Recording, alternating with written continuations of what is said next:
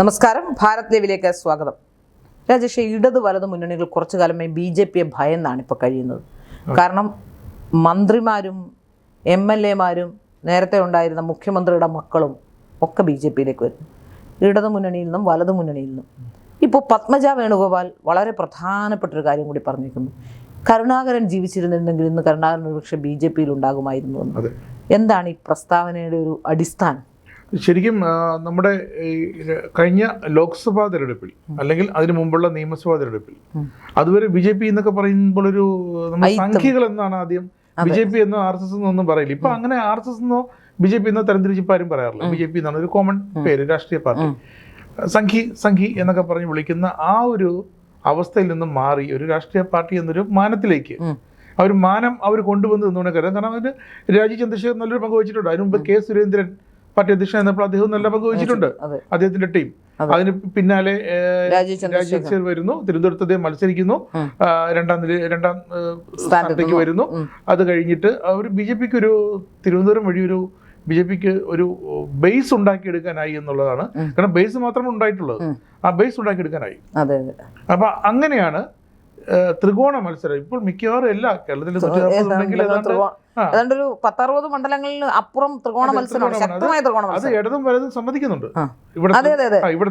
മുരളീധരൻ തന്നെ പറയുന്നുണ്ട്, അമിത്ഷാ എന്തെങ്കിലും വിചാരിച്ചാൽ അത് നടപ്പാക്കിയിരിക്കും എന്നൊരു പ്രസ്താവന അദ്ദേഹത്തിന്റെ ഭാഗത്തുനിന്നുണ്ട്. എന്തോ കണ്ടിട്ടുണ്ട്.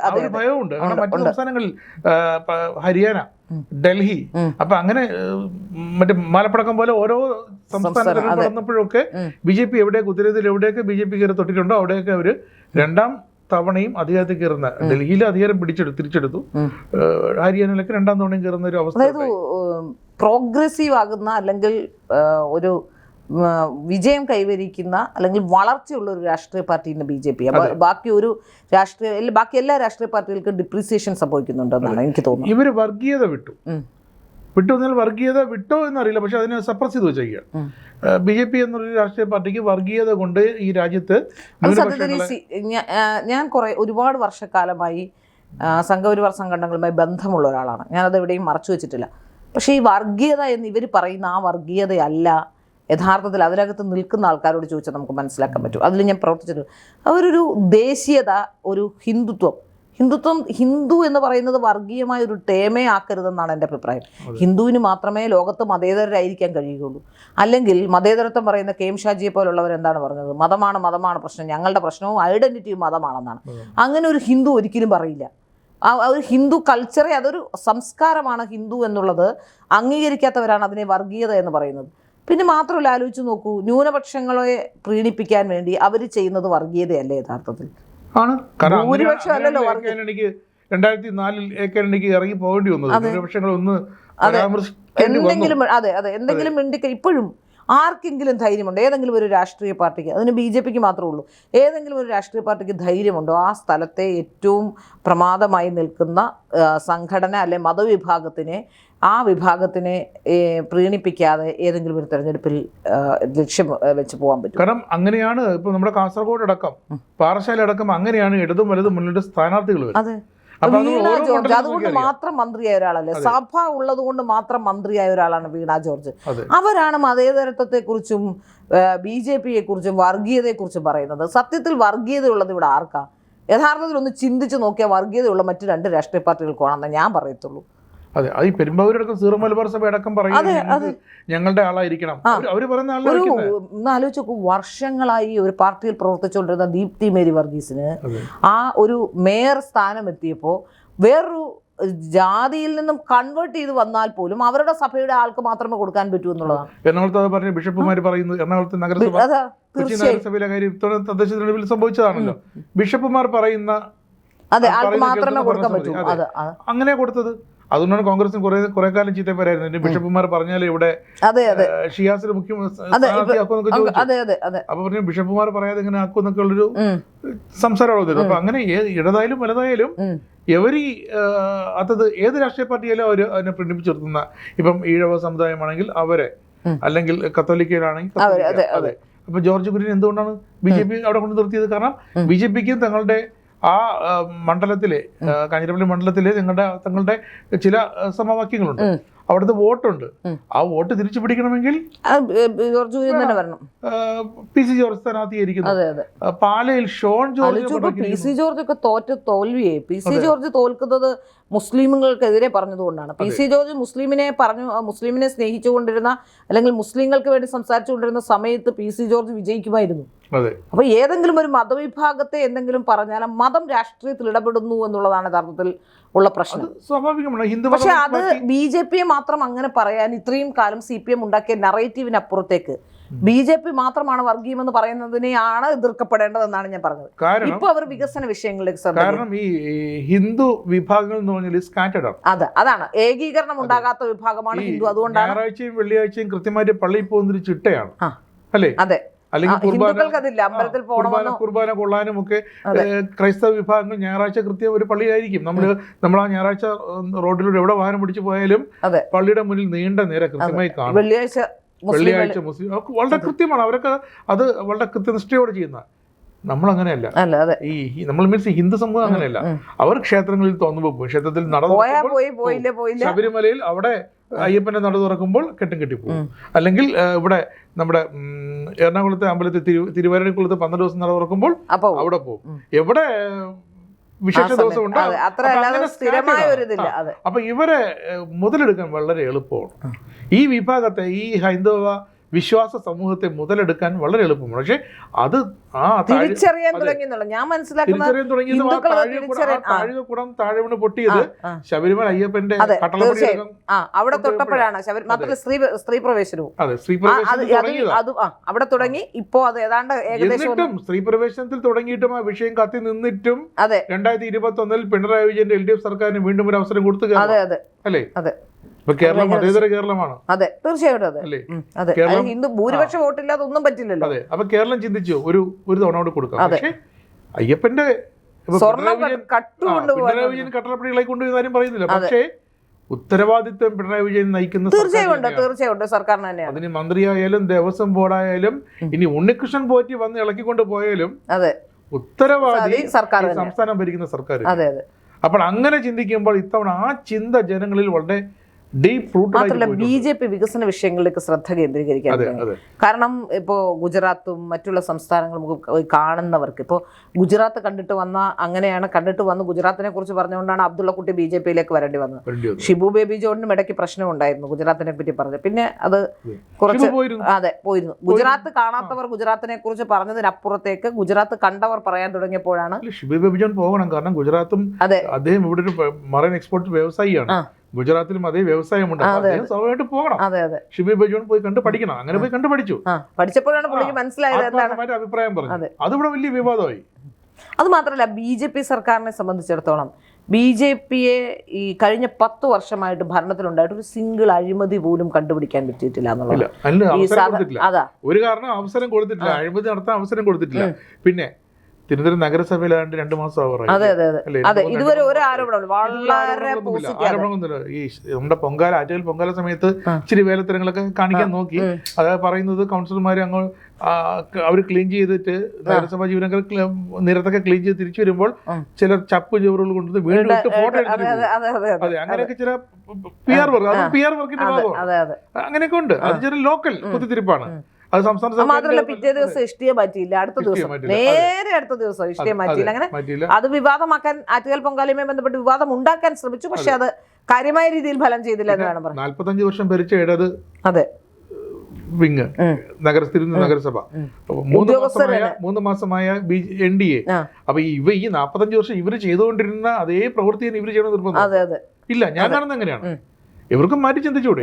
ഈ നേരത്തെ ശ്രീല വികസനത്തിന്റെ കാര്യം പറഞ്ഞത് BJP കേന്ദ്ര സർക്കാർ 3ാം ടൈമാണ്. 3ാം ടൈമിൽ പ്രഖ്യാപിച്ച വികസന പദ്ധതികളുടെ മുദ്ര ലോൺ അടക്കം ബാലികാ വികാസ്, അങ്ങനെ ഒരുപാട് ഈ പെൺ വിദ്യാർത്ഥിനികൾക്ക് വേണ്ടിയുള്ള ഒരുപാട് പദ്ധതികൾ, ബാലികാ യോജന എന്നൊക്കെ പറഞ്ഞ ഒരുപാട് പേരുകളുണ്ട്. ഈ പദ്ധതികളൊക്കെ ഇങ്ങോട്ട് വന്നിട്ടില്ല. അത് ആ ഉത്തരേന്ത്യൻ കാറ്റ് ഇങ്ങോട്ട് അടിക്കാത്തതാണ്. പക്ഷെ അത് മറ്റു സംസ്ഥാനങ്ങളിലൊക്കെ പോയിട്ടുണ്ട്. അവിടെ എന്നിട്ടും നമ്മൾ പറയുന്നത് അവിടെ നിരക്ഷരരായ വിദ്യാർത്ഥികൾ ഏറെയുണ്ട്, പഠിക്കാത്ത കുട്ടികൾ. പക്ഷെ ജനസംഖ്യ കൂടുതൽ. അതാ യു പിയെ കുറിച്ച് പറയുമ്പോൾ ക്രൈം റേറ്റ് കൂടുതലാണെന്ന് പറയുമ്പോൾ യു പിയിൽ ജനങ്ങൾ കൂടുതലാണ്, കേരളത്തിലേതല്ല ക്രൈം റേറ്റ്. കേരളത്തിലെ വെച്ചിട്ട് നമുക്ക് കമ്പയർ ചെയ്യാൻ കഴിയില്ല. അവിടെ ജനങ്ങളുടെ നിരക്കും പോലീസിന്റെ നിരക്കും എല്ലാം കൂടുതലാണ്, വലിയ വ്യത്യാസമുണ്ട്. അപ്പോൾ അവിടെ കിട്ടുന്ന കുട്ടികൾക്ക് കൃത്യമായി കിട്ടുന്നുണ്ട്. എന്തുകൊണ്ടാണ് എൻ ഡി എ അടക്കം എൻ ഡി എ മീൻസ് ഞാൻ നാഷണൽ ഡിഫൻസ് അക്കാദമി അടക്കമുള്ള സൈനിക പരീക്ഷകൾ, അതുപോലെ സിവിൽ സർവീസ്, നമ്മൾ ഇത്രയും വിദ്യാഭ്യാസം ഉണ്ടെന്ന് പറയുമ്പോഴും ഇപ്പോഴാണ് കുറച്ചെങ്കിലും പേർക്കൊക്കെ കിട്ടി തുടങ്ങി. ഇതുവരെ അവിടെ ഉത്തരേന്ത്യയിൽ പഠിക്കേണ്ടവൻ പഠിക്കും. അവൻ 8ാം ക്ലാസ് തൊട്ട് പഠിത്തം തുടങ്ങും. എന്തുകൊണ്ട് നമ്മൾ ചെയ്യുന്നില്ല? അതെ, എന്തുകൊണ്ട് ഇവിടെ IIT അടക്കം കോച്ചിങ്ങിന്, എന്തുകൊണ്ട് NIT അടക്കമുള്ള അതിന്റെ ഒക്കെ കോച്ചിങ്ങിന് എന്തുകൊണ്ട് ഇവിടെ 8ാം ക്ലാസ്സിൽ 6ാം ക്ലാസ് തൊട്ട് തുടങ്ങുന്നില്ല? അവൻ +2 കഴിയട്ടെ എന്നാണ് സംസ്ഥാനത്തിന്റെ പൊതുവിദ്യാഭ്യാസ വകുപ്പിന്റെ. പരീക്ഷയില്ലല്ലോ. കഴിഞ്ഞ ദിവസം ചോദ്യപേപ്പർ അടിക്കാൻ കാശില്ലായിരുന്നു, എന്നിട്ട് ചോദ്യം വായിച്ചു കേൾപ്പിക്കുകയായിരുന്നു. അതായത് ചരിത്രത്തിൽ ആദ്യമേ ഒരു വിദ്യാഭ്യാസ മന്ത്രി ഈ നാട്ടിലുള്ള കാര്യം മുഴുവൻ നോക്കി വിദ്യാഭ്യാസ വകുപ്പ് നോക്കാൻ പറ്റും. കഴിഞ്ഞ ദിവസം വന്ന വാർത്ത, കഴിഞ്ഞ ദിവസത്തെ ബയോളജി പേപ്പർ ഗൈഡിൽ നിന്നും കോപ്പി ചെയ്ത് ഇങ്ങോട്ട് എഴുതും, ഗൈഡ് വട്ടോട്ട് വെച്ചിരിക്കുന്നു, ഗൈഡ് അതേ ചോദ്യം അതുപോലെ പേപ്പർ ഗൈഡിൽ നിന്നും കോപ്പി ചെയ്ത് ഇങ്ങോട്ട് വെച്ചു. അതും വിദ്യാഭ്യാസത്തിന് ഗുണനിലവാരം. ഇപ്പൊ വിദ്യാഭ്യാസം ഉണ്ടെന്ന് പറഞ്ഞിട്ട് കാര്യമില്ല. ഇപ്പൊ ചിന്താ ജെറോമിനെയും ഒക്കെ നമ്മൾ കണ്ടതാണ്, റഹീമിനെയും ഒക്കെ വിദ്യാഭ്യാസം. നമ്മുടെ കേരളത്തിന് 2 വിദ്യാഭ്യാസ മന്ത്രിമാരാണ്, ഒരു പൊതുവിദ്യാഭ്യാസ മന്ത്രിയും ഉന്നത വിദ്യാഭ്യാസ മന്ത്രി. അത് ഉന്നത വിദ്യാഭ്യാസത്തിലെ വിദ്യാർത്ഥികൾ ഉന്നത വിദ്യാർത്ഥികളായതുകൊണ്ട് ഉന്നത ഉപരിപഠനം നേടുന്നവരുണ്ട്. അവിടെ വലിയ വിവാദങ്ങളൊന്നും കേൾക്കുന്നില്ല. പിന്നെ ചിലയിടത്തൊക്കെ ഗവർണർ തിരിച്ചു ചോദിച്ചിട്ടുണ്ട്, തോറ്റവരെയൊക്കെ 2-3 സംഭവങ്ങളായി. സംസ്കൃതം അറിയാത്ത ആളെ സംസ്കൃതം PhD കൊടുക്കാൻ ശ്രമിച്ചു നോക്കാൻ നമ്മൾ കാണും. ഈ പല PhD-കളുടെ അവസ്ഥ അങ്ങനെ തന്നെയാണ്. അതിപ്പോ വേറെ തന്നെ വിഷയമാണ്. PhD-യും പിന്നെ കേരളത്തിലെ CPM-ഉം. ഇതിപ്പോ നമ്മുടെ ഇവിടെ പറയുന്നത് നമുക്ക് SSC ഒന്നും വേണ്ട, +2 വരെ പഠിക്കട്ടെ കുട്ടികൾ. +2 വരെ പഠിച്ചിട്ട് അവരെന്തെങ്കിലും ആയിക്കോട്ടെ എന്നുള്ള വലിയ തെറ്റാണ്. ഈ മറ്റെല്ലാ സംസ്ഥാനങ്ങളെയും പോലെ വിദ്യാഭ്യാസ രംഗത്ത് നമുക്കല്ല ഈ മത്സര പരീക്ഷകളുടെ രംഗത്ത് നമുക്ക് മുന്നേറാൻ കഴിയില്ല. അതാണ് പ്രശ്നം. പഠിച്ചു ഡിഗ്രി നേടാൻ കഴിയുമായിരിക്കും ഇവിടുത്തെ യൂണിവേഴ്സിറ്റികൾ പരീക്ഷ നടത്തുന്നതുകൊണ്ട്. പക്ഷെ മത്സര പരീക്ഷാ രംഗത്ത് വരുമ്പോൾ പരാജയപ്പെട്ടു പോകാനുള്ള കാരണങ്ങൾ ഇതൊക്കെ തന്നെ. ഇപ്പോഴും കേരളത്തിൽ NDA എക്സാം 2 തവണ എഴുതി എത്രയോ കുട്ടികളുണ്ട്, കിട്ടിയിട്ടില്ല. കാരണം വളരെ സൈനിക സ്കൂളിൽ നിന്ന് പോലും വളരെ വിരലെണ്ണാന്ന് കുട്ടികൾക്ക് കിട്ടും. കാരണം ഉത്തരേന്ത്യയും ദക്ഷിണേന്ത്യ. ഇതാണ് നേരത്തെ നമ്മൾ പറഞ്ഞു വന്നത് തുടക്കം. വികസനത്തിന്റെ കാറ്റ് ഇങ്ങോട്ട് വീശിയിട്ടില്ല, ഇപ്പോൾ വീശി തുടങ്ങി. നമ്മുടെ നഗരസഭകൾ, നമ്മുടെ തദ്ദേശ സ്ഥാപനങ്ങളുടെ ഒക്കെ ബോർഡ് ഇപ്പം വികാസ് യോജന അല്ലെങ്കിൽ പല ഹിന്ദി പേരാണ്. SSCയുടെ പേര് മാറ്റാൻ പറ്റില്ല. സ്കൂളുകളിൽ പ്രധാനമന്ത്രി ശ്രീ വിദ്യാലയം PM ശ്രീ എന്ന് വയ്ക്കാൻ പറ്റില്ല എന്ന് പറഞ്ഞ് 1000 കോടിയോളം രൂപ ഉപേക്ഷിച്ച സർക്കാരാണ്. വിദ്യാർത്ഥികൾ എന്തിനു ബലിയടാക്കുന്നു ഇങ്ങനെ? സത്യം ജനങ്ങൾ തിരിച്ചറിയണം എന്നുള്ളതാണ്. കുട്ടികൾക്ക് വികസനം എന്തെന്ന് കുട്ടികൾ അറിയെങ്കിലും ചെയ്യും. അതെ, അത് ഞാൻ പറയുന്നത് ഈ തെരഞ്ഞെടുപ്പിൽ ജനങ്ങൾ അത് മനസ്സിലാക്കി കൊടുക്കണം എന്നുള്ളതാണ്. കാരണം എന്ത് മാറ്റം വന്നാലും ആര് ഇംപ്ലിമെന്റ് ചെയ്താലും നമ്മുടെ സംസ്ഥാനത്തിന് ഗുണകരമാകുമെങ്കിൽ കേന്ദ്ര സർക്കാർ ഇംപ്ലിമെന്റ് ചെയ്യുന്ന പദ്ധതി നടപ്പാക്കണമെന്നേ. അതിനെന്തിനാണ് ഇത്ര? ഇപ്പൊ കേന്ദ്ര സർക്കാരിനോട് നിരന്തരം പോയി കടം വാങ്ങിക്കുന്നുണ്ട്. കടം വാങ്ങിച്ചുകൊണ്ടെന്ന് ഇവിടെ ചെയ്തതെല്ലാം ഞങ്ങൾ ചെയ്താണെന്നാണ് പറയുന്നത്. കടം തിരിച്ചടയ്ക്കാൻ പറ്റുമോ? ഇനിയൊരു സർക്കാർ വന്ന ഫംഗ്ഷൻ ചെയ്യാൻ പറ്റാനുള്ള കാശ് പോലും ട്രഷറിയിൽ ഇല്ലാത്ത അവസ്ഥയാണുള്ളത്. ഇപ്പൊ പ്രധാനമന്ത്രി ഇവിടെ തിരുവനന്തപുരത്ത് കുതിരക്കണ്ടത്ത് വന്നിട്ട് 2 പരിപാടികളുണ്ടായിരുന്നു. ഒരു പാർട്ടി പരിപാടി, അതിന് മുമ്പായിട്ട് ഒരു നമ്മുടെ നഗരസഭയിൽ അവർ അനുമോദിക്കുന്ന ഒരു പരിപാടി, റെയിൽവേയുടെ അടക്കം ഫ്ലാഗ് ഓഫ് നടന്ന ആ പരിപാടിയായിരുന്നു. ആ പരിപാടിയിൽ വെച്ച് പ്രധാനമന്ത്രി 4-5 പദ്ധതി ഗുണഭോക്താക്കളെ സ്റ്റേജിൽ വിളിച്ചു വരുത്തി അവർക്ക് വലിയൊരു ഇത് കൊടുത്തു, ആദരവ് ചെക്ക് പോലെ. അപ്പോഴാണ് നമ്മളൊക്കെ അറിയുന്നത് ഇത്തരം പദ്ധതികൾ തിരുവനന്തപുരത്തുള്ളത്. അപ്പോൾ ഈ പദ്ധതികൾ ജനങ്ങളിലേക്ക് എത്തണമെങ്കിൽ ബിജെപി തന്നെ വിചാരിക്കണം. ബിജെപിയുടെ ഭരണം ആരെങ്കിലും ബിജെപിയുടെ PR നടക്കണം. ബിജെപിയുടെ PR കൃത്യമായി നടക്കുന്നുണ്ട്. ഇപ്പോൾ നമ്മുടെ എല്ലാ വാർഡുകളിലും ഇത്തരം ബെനിഫിഷ്യറീസ് കൂടുതലാണ്. ഹെൽപ്പ് ഡെസ്ക് ഉണ്ടാക്കിയിട്ടുണ്ട്. അപ്പൊ അതിൽ താല്പര്യമുള്ളവർക്ക് പോയി രജിസ്റ്റർ ചെയ്യാം. കാരണം വീട്ടിലിരിക്കുന്ന വീട്ടമ്മമാർക്കൊക്കെ ഒരുപാട് സഹായങ്ങൾ ചെയ്യുന്നുണ്ട്. നമ്മൾ വിഷയത്തിൽ നിന്ന് വിട്ടു. അതെ, വിഷയത്തിലേക്ക് വരികയാണ്. അപ്പൊ ഈ വികസനം പണ്ട് കേരളത്തിൽ കൊണ്ടുവന്നത്, കേരളത്തിൽ കൊണ്ടുവരാൻ കഴിവുള്ള കെൽപ്പുള്ള ഉണ്ട്. നമ്മുടെ EMS എന്ന തുടക്കമായിരുന്നു നമ്മുടെ കേരളം രൂപീകരിച്ചപ്പോൾ. നെടുമ്പാശ്ശേരി വിമാനത്താവളം കൊണ്ടുവന്നവരാണ് K. കരുണാകരൻ. അതുകൊണ്ടാണ് K. കരുണാകരന്റെ അന്ന് അദ്ദേഹം അത് വിമാനത്താവളം കൊണ്ടുവന്ന് സ്വകാര്യവൽക്കരിക്കാൻ ശ്രമിച്ചപ്പോഴൊക്കെ വലിയ വിവാദമായിരുന്നു. അതെ, പക്ഷെ ആ വിമാനത്താവളം ഇന്ന് എവിടെ നിൽക്കുന്നു? രാജ്യത്തെ നമ്പർ 1 വിമാനത്താവളമാണ്. അപ്പോൾ അതാണ് പറഞ്ഞത്, കരുണാകരന്റെ മകൾ ഒരിക്കൽ തൃശ്ശൂർ നിന്ന് തോറ്റു, രണ്ടാമത് ഇപ്പോൾ തൃശ്ശൂർ മത്സരിക്കുന്നു. അന്ന് പുള്ളിക്കാര് ഭയങ്കര, അതായത് പത്മജ അന്ന് പറഞ്ഞ ആരോപണങ്ങൾ പാർട്ടിയിലുള്ളവർ കാലുവാരുന്നു, തോൽപ്പിക്കാൻ മനഃപൂർവ്വം ശ്രമിക്കുന്നു എന്നൊക്കെയുള്ള വിഷയമാണ്. BJP-യിൽ ജയിക്കുമോ തോൽക്കുമോ എന്നുള്ളത് രണ്ടാമത്തെ കാര്യം. പക്ഷേ ജയിക്കാൻ സാധ്യതയുണ്ടെന്ന് ഞാൻ വിലയിരുത്തുന്നു. പക്ഷേ BJP-യിൽ അത്തരത്തിലുള്ള പ്രശ്നങ്ങളില്ല എന്നും കഴിഞ്ഞ ദിവസം അവർ പറഞ്ഞിരുന്നു. ഞാനൊന്നും അറിയണ്ട, ഞാൻ വെറുതെ പോയാൽ മതി, പണം കയ്യിൽ നിന്ന് ചെലവാക്കണ്ട, എനിക്ക് ഒന്നും ചെയ്തല്ല പാർട്ടി എല്ലാം പാർട്ടി പ്രവർത്തകർ ചെയ്തു, നേതാക്കൾ എന്നല്ല പാർട്ടി പ്രവർത്തകർ ചെയ്തോളും, കൂടെ പോയാൽ മതി. കാരണം അവർക്കറിയാം ലീഡർഷിപ്പിനെ എങ്ങനെ ഫോളോ ചെയ്ത് പോകണമെന്നും. കാരണം ഒരുപാട് വർഷക്കാലം ഒരു രാഷ്ട്രീയ നേതാവിന്റെ മകളായി നിന്നുകൊണ്ട് അവർക്ക് രാഷ്ട്രീയത്തിലുണ്ടായിരുന്നുകൊണ്ട് കാര്യങ്ങളെക്കുറിച്ച് നല്ല ഗ്രാഹ്യമുള്ള ഒരാളാണ് പറയുന്നത്. ഇപ്പോഴും പത്മജയ്ക്ക് BJP-ക്ക് അകത്തുള്ളതിനേക്കാൾ പൊളിറ്റിക്സ് അറിയാവുന്നത് കോൺഗ്രസിനുള്ളിലാണ്. അതാണ് ഒരാഴ്ച മുമ്പ് മുരളീധരൻ ഒരു മുന്നറിയിപ്പ് കൊടുത്തത്. തിരുവനന്തപുരത്ത് നിന്ന് മത്സരിക്കുന്നതിൽ തെറ്റൊന്നുമില്ല, പട്ടർകാവിൽ ജയിക്കണം, ഏത് സഹോദരൻ ജയിക്കണമെന്നേ സഹോദരി ആഗ്രഹിക്കുള്ളൂ. പക്ഷേ കുതുകാല് വെട്ടുകാർ കോൺഗ്രസിനുള്ളിൽ തന്നെയുണ്ട്. അത് കെ മുരളീധരൻ ഒന്ന് ശ്രദ്ധിക്കണം. തൃശ്ശൂരിൽ സംഭവിച്ചത് ഇവിടെ ഇരട്ടിയായി സംഭവിക്കും, അത് സംഭവിക്കരുതെന്ന് പത്മജ പറയുന്നു. ഇനി എങ്ങാനും വട്ടിയൂർക്കാവിൽ എന്തെങ്കിലും തകടം പറഞ്ഞാൽ പത്മജ പറയും ഞാൻ അന്നേ പറഞ്ഞതല്ലേ. കാരണം അന്ന് മുരളീധരൻ കുറെ കാലം രാഷ്ട്രീയ വിരമിക്കലായിരുന്നു. വൻ പരാജയമായിരുന്നു. എനിക്ക് വേണ്ടി എന്റെ ഇലക്ഷൻ പ്രചരണത്തിന് പിരിച്ച കാശ് എവിടെയെന്ന് വരെ കണക്ക് ചോദിച്ചു TN പ്രതാപനോട് അടക്കം. എന്നിട്ട് കുറെ കാലം അദ്ദേഹം കെ മുരളീധരൻ രാഷ്ട്രീയ വനവാസത്തിലായിരുന്നു. എന്നിട്ട് പിന്നെ പാർട്ടി നേതൃത്വമൊക്കെ രമേശ് ചെന്നിത്തല ഇടപെട്ട് തിരിച്ചു കൊണ്ടുവന്നാണ്. അപ്പോൾ പത്മജ പറഞ്ഞത് എന്റെ അച്ഛൻ ജീവിച്ചിരിപ്പുണ്ടായിരുന്നെങ്കിൽ ഇന്ന് BJP-യിൽ ചേർന്നതിനെയാണ്. അത് വലിയൊരു പ്രസ്താവനയാണ്. BJP-ക്ക് വലിയൊരു പ്ലസ് പോയിന്റ് ആണ്. കാരണം ഈ കെ കരുണാകരൻ ഉണ്ടായിരുന്നെങ്കിൽ ഇപ്പോഴത്തെ BJP ജി സുധാകരൻ മറ്റേ കോൺഗ്രസിലേക്ക് സ്വതന്ത്രനാണ്. ജി സുധാകരൻ കെ സുധാകരൻ ചാടാൻ നിന്നു, കെ സുധാകരൻ ചാടും, ഏതെങ്കിലും ഒരു കാരണം കെ സുധാകരൻ ഇത്രയും കാലം ഒരു കഥ ഇറങ്ങിയിരുന്നു. വിമാനത്തിൽ കയറിയപ്പോൾ പിണറായി വിജയൻ ഇരിക്കുന്നു, എന്നെ നോക്കി ചിരിച്ചു, ഞാൻ മൈൻഡ് ചെയ്തില്ല, ഞാൻ നേരെ നടന്ന് എന്റെ സീറ്റിൽ പോയിരുന്നു. ഞാൻ ആലോചിച്ചു ഈ മനുഷ്യൻ എന്തിനാ എന്നെ നോക്കി ചിരിക്കുന്നേ. അന്ന് അങ്ങനെ അഭിമാനപൂർവ്വം പറഞ്ഞ കെ സുധാകരൻ ഇപ്പോൾ ഈ ജി സുധാകരനെ ചെറ്റ എന്ന് പറഞ്ഞ് അധിക്ഷേപിച്ച മുഖ്യമന്ത്രി ഒരു വാക്കുകൂടി പറഞ്ഞു, പാർട്ടിയെ തള്ളിപ്പറയാതെ പാർട്ടിക്കൊപ്പം നിന്ന കെ സുധാകരനാണ് യഥാർത്ഥ നേതാവ് എന്ന് കൂടിയിട്ട് കോംപ്ലിമെന്റ് കൊടുത്തു. ഇപ്പോൾ കെ സുധാകരൻ അത് പ്രതികരിച്ചത്, ഈ കോൺഗ്രസ് നേതാവ് കെ സുധാകരൻ MP പ്രതികരിച്ചത് പിണറായി വിജയനെ കാണണമെന്നുണ്ട്, വിളിച്ചാൽ ഞാൻ പോയി കാണുന്നു. അപ്പൊ ആ ഒരു മൈൻഡ് കോൺഗ്രസിനുള്ളിലും CPM-നുള്ളിലും പ്രശ്നമുണ്ട്. രണ്ട് അണികളും ചാഞ്ചാടുകയാണ്. അവിടെ ഈ പത്മജ പറഞ്ഞത് പ്രശ്നമുണ്ട്, എന്റെ അച്ഛൻ ഉണ്ടായിരുന്നെങ്കിൽ ഈ മുൻ KPCC പ്രസിഡന്റ് കെ സുധാകരൻ ഇങ്ങനെ പറയാമെങ്കിൽ അന്ന് കെ കരുണാകരൻ ഉണ്ടെങ്കിൽ ഇന്ന് സേഫ് ആയിട്ട് അദ്ദേഹം BJP-യിൽ വന്നെങ്കിൽ ചിത്രം മാറിപ്പോയനെ. തീർച്ചയായും വന്നെങ്കിൽ ആ ചിത്രമേ മാറിപ്പോയനെ. കേരള രാഷ്ട്രീയത്തിൽ പകരം വെക്കാൻ അങ്ങനെ ഇപ്പോൾ പല BJP സ്ഥാനാർത്ഥികൾ, ഒരു 4-5 BJP സ്ഥാനാർത്ഥികൾ കോൺഗ്രസിൽ നിന്നും വന്നവരല്ലേ? അല്ലേ? പ്രത്യേകിച്ച് നാട്ടിലെ CC മൂന്തൻ, അദ്ദേഹം അവിടെ ചെറ്റക്കുടിയിൽ, ഈ പറഞ്ഞ ചെറ്റക്കുടിയിൽ താമസ മനുഷ്യനാണ് അദ്ദേഹം. അദ്ദേഹത്തിന്റെ അപകടം ഉണ്ടായി കുറച്ചു കാലം മുമ്പ്. തന്റെ ചോർന്നിരിക്കുന്ന വീട്ടിനുള്ളിൽ ചർക്കി വീണ് ഒരു MLA ആണ്. ഈ വീടിന് വേണ്ടി എടുത്ത 7 ലക്ഷം രൂപയുടെ ലോൺ അടയ്ക്കാൻ വയ്യാതെ വീട് ജപ്തി ഭീഷണിയിലാണ്. ആ ഒരു ഗതികേടിൽ കഴിഞ്ഞ ആ MLA ആണ് ഇപ്പോൾ പാർട്ടിയിൽ നിന്ന് പുറത്തുപോയതും നേരെ BJP-യിലേക്ക് വന്നു. അപ്പോൾ പത്മജ പറഞ്ഞതും CC മുകുന്ദൻ ചെയ്തതും എല്ലാം കെ മുരളീധരന്റെ മനസ്സിലുള്ളതും തൃശ്ശൂരിൽ കെ മുരളീധരൻ തോറ്റത് എങ്ങനെയെന്ന് നമുക്ക് കെ മുരളീധരൻ വ്യക്തമായിട്ട് അറിയാം. എങ്ങനെ സുരേഷ് ഗോപി ജയിച്ചു, അത് ക്രൈസ്തവ സമൂഹം ഒറ്റയ്ക്ക് മാറി വോട്ട് കുത്തുന്നതല്ല, ജനത്തിന്റെ വോട്ട്. അപ്പൊ ഇതാ ഈ പറഞ്ഞു വന്നത്. നമ്മൾ അവിടെ തുടങ്ങി പത്മജയിലേക്ക് വന്ന് ചെയ്യാനുള്ള കാരണം BJP-ക്ക് അക്സെപ്റ്റൻസ് കൂടി വരുന്നു, BJP-യിലേക്ക് വരാനുള്ള നേതാക്കന്മാരുടെ എണ്ണം കൂടുന്നു.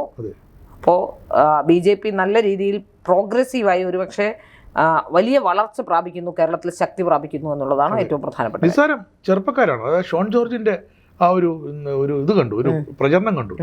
ആ പാല നഗരം മൊത്തം ചെറുപ്പക്കാരായിരുന്നു. KM മാണി സാറൊക്കെ ഇതുപോലെ ഇറങ്ങി നിൽക്കുമ്പോൾ വന്നിരുന്ന ആ ഒരു ക്രൗഡാണ്, ഒരു ക്രൗഡ് പുള്ളറായിട്ട് ഷോൺ ജോർജ് മാറി. ജെൻസി തലമുറ 90% BJP-യോടൊപ്പം തന്നെയാണ്. കാരണം ഇത്തവണ ശ്രീലയുടെ ഭാഷയിൽ പ്രതീക്ഷ ഉണ്ടെന്നല്ലേ? തീർച്ചയായും BJP-ക്ക് പ്രതീക്ഷിക്കാനുണ്ട്. എന്തായാലും വോട്ട് പെർസെൻറ്റേജിൽ വർധനവുണ്ടാവും. സീറ്റ് കിട്ടുമോ കിട്ടില്ല എന്നുള്ളത് മറ്റൊരു വിഷയം. സീറ്റ് കിട്ടാനുള്ള സാധ്യതകളെ അടയ്ക്കുന്ന രീതിയിൽ ഇടത് വലത് മുന്നണികൾ യഥാർത്ഥത്തിൽ എപ്പോഴും ചെയ്യുന്നത് തന്നെ ചെയ്യാനുള്ള സാധ്യതയുണ്ട്. ക്രോസ് വോട്ടിംഗ് ഉണ്ട്. പക്ഷെ ക്രോസ് വോട്ടിംഗ് ചെയ്താൽ ചിലപ്പോൾ ഒരുപക്ഷെ ആര് ഭരണത്തിലെത്തുമെന്നതിനെ സംബന്ധിച്ച് അവിടെയും കട്ടിങ് എഡ്ജാണ്. അതുകൊണ്ടൊരു പക്ഷേ കാരണം ആർക്കാണ് ഇപ്പോൾ CPM-നും കോൺഗ്രസിനും വലിയ മേൽക്കൈ പറയാൻ കഴിയാത്തത് കൊണ്ട് തന്നെ ആരെങ്ങോട്ട് വോട്ട് കൊടുത്താലും രണ്ട് മുന്നണിക്കും ഭരണത്തിലെത്താനുള്ളവരെ സ്വാധീനിക്കും. അതുകൊണ്ടൊരു പക്ഷേ അങ്ങനെ ചെയ്യാതിരുന്നാൽ, ക്രോസ് വോട്ടിംഗ് ചെയ്യാതിരുന്നാൽ പല മണ്ഡലങ്ങളിലും BJPക്ക് വിജയത്തിലെത്താൻ കഴിയും, ഒരു സംശയവും വേണ്ട. പല ഘടകകക്ഷികളും ഇപ്പോഴേ ഷർട്ടും വെച്ച് കാത്തിരിക്കുകയാണ്. അതെ അതെ, മന്ത്രിമാരാകാൻ. കാരണം ഇടതുപക്ഷത്തായാലും വലതുപക്ഷത്തായാലും അവര് ക്രോസ് ചാട്ടം ചാടും എന്നുള്ള ഉറപ്പ്. അതെ അതെ. ഏതായാലും എല്ലാ രാഷ്ട്രീയ പാർട്ടികളും കേരളത്തിന് ഡിപ്രീസിയേഷൻ സംഭവിക്കുമ്പോൾ BJPക്ക് മാത്രമാണ് പുരോഗതി ഉണ്ടാകുന്നത് എന്നുള്ളതാണ് ഇതിലെ പ്രധാനപ്പെട്ട വിഷയം.